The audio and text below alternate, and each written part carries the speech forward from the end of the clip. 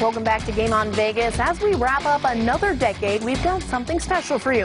Throughout the show tonight, we'll be taking a look at sports through the decades in Las Vegas. We start with the 1960s, which had boxing, auto racing, golf, rebel football, and more.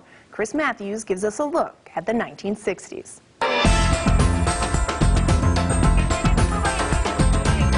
Las Vegas hatched boxing in the 1960s. Our city's first major fight brought Utah and champion Gene Fulmer here to fight Benny Paret in '61. A bigger fight at the Convention Center in '63 featured Sonny Liston and Floyd Patterson, but it wasn't until 1969 that a casino first hosted a title fight with Sonny Liston as the main attraction.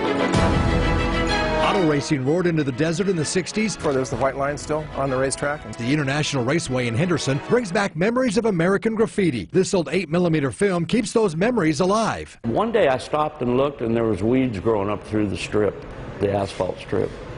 And I go, wow. Golf was a major draw in Vegas in the 60s. The Tournament of Champions, held on the old DI course, brought in a who's who of golf, from Arnold Palmer to Bob Hope, Jack Nicklaus, and Bing Crosby. You could argue that it was one of the biggest sporting events in the United States because they all came from Hollywood.